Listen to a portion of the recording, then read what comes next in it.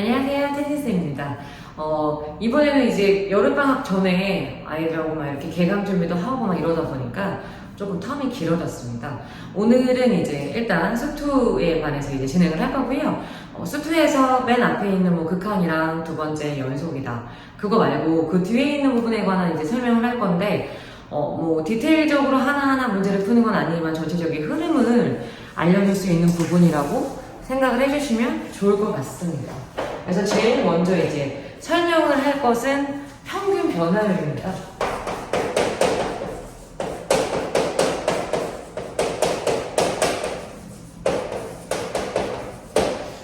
평균 변화율이라고 하는 거는 뭐냐면, 우리가 이제 중학교 2학년 때 배웠었던 1차 함수 있잖아요. 1차 함수에서 기울기 정도라고 생각해 주셔도 괜찮아요. 그러니까 평균 변화율이라고 하는 거는 어떤 이제 두 점 사이의 기울기다 이렇게 봐도 괜찮은 건데, 뭐 1차 함수야 대놓고 기울기가 사실은 나와 있지만 그렇지 않은 이제 경우들이 많단 말이죠. 우리가 이제 올라가면서 이제 여러 가지 함수의 개념을 배우지 않습니까?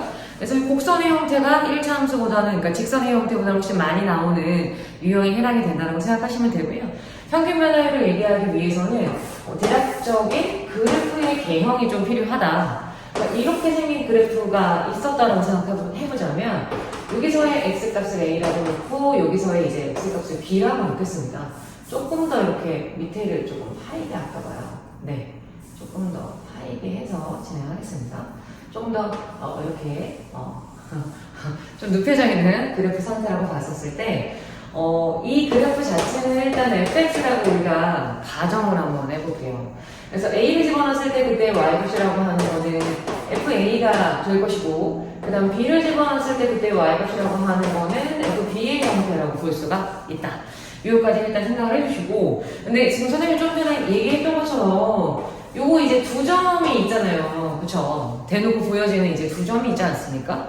근데 요 점이라고 하는 건 뭐 a, fa 하고 그 다음 b, fb라고 하는 두 점이 있는데, 그 두 점에서의 변화율이 필요했다는 거죠. 근데 그 변화율이라고 하는 애가 어떻게 얘기할 수 있냐면 기울기랑 똑같아요. x의 변화량분의 y의 변화량이다, 이런 얘기예요. 그래서 이게 뭐 당연히 뭐 수직이 되게끔 하는 것이고, x의 변화량분의 y의 변화량을 내가 수식적으로 어떻게 표현이 가능할 것이냐. 일단 x의 변화량이라고 하는 거는 이만큼의 b의 형태고, 그죠? 이만큼의 b의 형태고, 이만큼의 a의 형태이기 때문에 당연히 b-a라고 볼 수가 있습니다. 그 다음에 이제 y 값에 대한 변화율이라고 하는 부분은 fb-fa라고 일단 표현이 가능하다, 이런 얘기입니다. 그래서 뭐 거창하게 막 점을 뭐 f 뭐 이렇게 나와 있지만 사실은 아무것도 아니라 두 점에서의 그냥 기울기 형태라고 보시면 된다. 그래서 평균 변화율은 뭘 말하는 거다? 어떤 두 점에서의 기울기다. 기울어진 정도다. 직선에. 그러니까 두 점을 잇는 직선의 기울기랑 똑같다 라고 보셔도 전혀 상관없어요. 똑같아요. 네. 그래서 평균 변화율에 대해서 제일 먼저 일단 얘기가 나옵니다. 평균 변화율을 한 다음에, 근데 이것도 이렇게 문자를 요거 하나만 쓰지는 않아요. 우리가 여러 가지를 사용하는데, 일단 제일 먼저 자주 이제 빈번하게 사용하는 거는 요 x의 변화량이라고 하는 거를 요만큼을 우리가 델타 x라고 표현을 해요. 델타라고 하는 거는 이렇게 이제 세모처럼 생긴 형태고, 요건 이제 변화율, 그러니까 변화량이라고 생각하시면 되는데, 그러니까 여기 a부터 b까지라고 생각을 했었을 때, a부터 b까지 요만큼의 차이가 a부터 요이 땅 하고 시작한 b 쪽으로 가게 되는 변화, x의 변화량이라고 생각하시면 되는데, 그래서 어쨌든 간에 뭐 요 대사 x가 만약에 들어갔다라고 하게 되면 이 b라고 하는 좌표의 형태도 조금 이제 바꿔줄 수 있다. 어떻게 바꿔줄 수 있을 것이냐? 일단은 요만큼이 a인데 요만큼이 델타 x라는 거잖아요. 그쵸? 우리가 여기 a이고 여기 델타 x잖아. 그럼 b라고 하는 거는 최종적으로 a 플러스 델타 x라고 하는 식으로 대체가 가능하죠. 그래서 여기 지금 방금 썼던 식 있잖아요. 여기 식에다가 모든 b 자리에다가 a 플러스 델타 x를 일단 집어넣는 거죠. 그래서 b 대신에 a 플러스 델타 x 집어넣으면 일단 분모는 델타 x밖에 안 나는데요. 그죠? 그 다음에 여기 b 대신에 뭐라고요? a 플러스 델타 x가 들어갑니다. 마이너스 fa 뭐 이런 형태가 된다. 이렇게 생각하시면 돼요. 그래서 뭔가 약간 고등스러운 모양이 나왔다. 그냥 단순 기울기 상태에서 뭔가 고등스러운 모양이 나왔는데, 이것도 뭐 델타 x가 이제 델타 x 두 개잖아요. 그래서 조금 더 간단하게 하려면 이걸 h라고도 표현해요. 그러니까 델타 x 대신에 h라고 하는 게 어차피 높이 약간 뭐 이런 길이적인 부분에 있어서 많이 표현하잖아요. 그래서 조금 더 짧으니까 이런 식으로도 표현이 가능하다라고 하는 거를 첫 번째로 인지를 하셔야 됩니다. 그래서 평균 변화율이 맨 처음에 그냥 기본적인 거에서 뭐 식만 변한 거예요, 식만.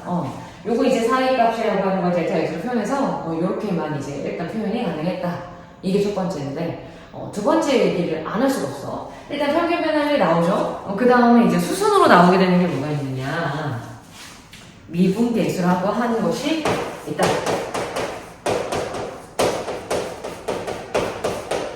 미분계수가 이제 두 번째 얘기라고 볼 수가 있는데, 미분계수라고 하는 것은 이 지금 평균 변화율 있잖아. 그치? 이 세 가지 형태가 있는데 내가 하나만 사용을 할게요. 그러면 마지막에 있는 거 사용해볼까? 어떻게? 그러니까 h 분해한 다음에 a 플러스 h 마이너스 fa 뭐 이렇게 식이 있었는데 이거는 뭐 평균 변화율이었고, 근데 미분계수라고 하는 건 여기 앞에 뭔가가 하나가 붙어. 뭐가 붙냐면 앞단원에서 배웠었던 리미트의 형태, 극한의 형태가 붙습니다. 지금 분모가 h지 않습니까? h가 0으로 간다. 요렇게 된다는 거죠. 그러면 오케이, 미분계수라고 하는 것은 어떤 우리가 이제 평균 변화율이라고 하는 거에다가 뭔가 극한값을 줬다. 근데 그 극한의 형태가 뭘 말하는 것이냐, 요걸 한번 봅시다. 일단은 h가 0으로 간다. h라고 하는 건 어떻게 이제 파생이 된 것이냐? 일단은 델타 x에서 이제 델타 x를 그대로 h로 바꾸는 게 있었어요. 그럼 이제 델타 x라고 하는 것은 이제 x의 변화량이었거든요. 그러면 델타 x, 그러니까 즉 h라고 하는 것이 0으로 간다라고 하는 거는 그 x의 변화량이라고 하는 거가 0이 될 수 있게끔 만들어야 된다. 0이 한도 끝없이 가까워져야 된다. 요렇게 생각을 하시면 된다는 거.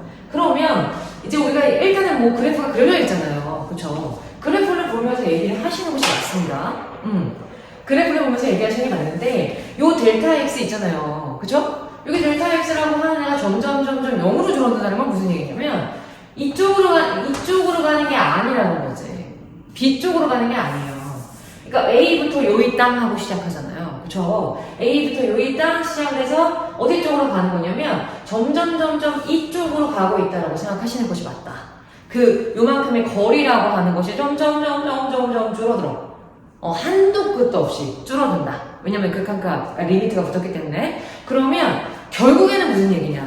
지금 평균 변화율이라고 하는 거는 그러면 기울기였는데, 어떤 두 점에서의 기울기를 나타낸 거였는데, 이거 같은 경우는 한도 끝도 없이 어떤 한 점으로 가고 있는 듯한 상황이 보여지죠. 그래서 한 점으로 간다라고 하는 걸 어떻게 이제 얘기할 수 있을 것이냐? 근데 일단 평균 변화율을 내가 리미트를 붙인 거야. 평균 변화율은 기울기야. 그러면 A라고 하는 점에 대해서 이때의 접선의 기울기라고 우리가 얘기할 수 있다. 이런 얘기입니다. 그러니까 무슨 얘기냐면, 일단 평균 변화율은 두 점 사이에 그냥 두 점에서의 직선의 기울기라고 볼 수 있어요.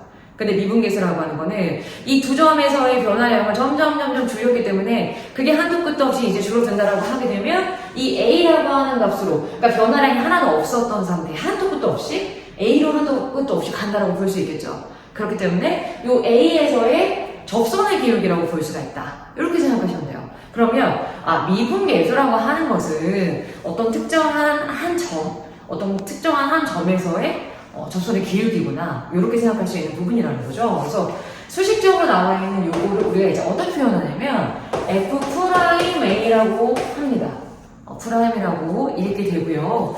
여기 지금 모양의 형태도 잘 기억하셔야 돼요. 무슨 얘기냐면, 지금 보면 알겠지만 우리가 뭐 이렇게 파생돼서 왔지만 어쨌든 여기랑 여기랑 지금 이제 완벽하게 똑같은 모양을 보여주고 있고, 여기 지금 A라고 하는, A는 일단 우리가 숫자라고 생각하고 있다는 거죠. 상수. 그래서 똑같고 오케이 됐어. 그러면 그게 이제 어떤 형태로 넘어갈 수 있다? F'A라고 하는 걸로 넘어갈 수 있다.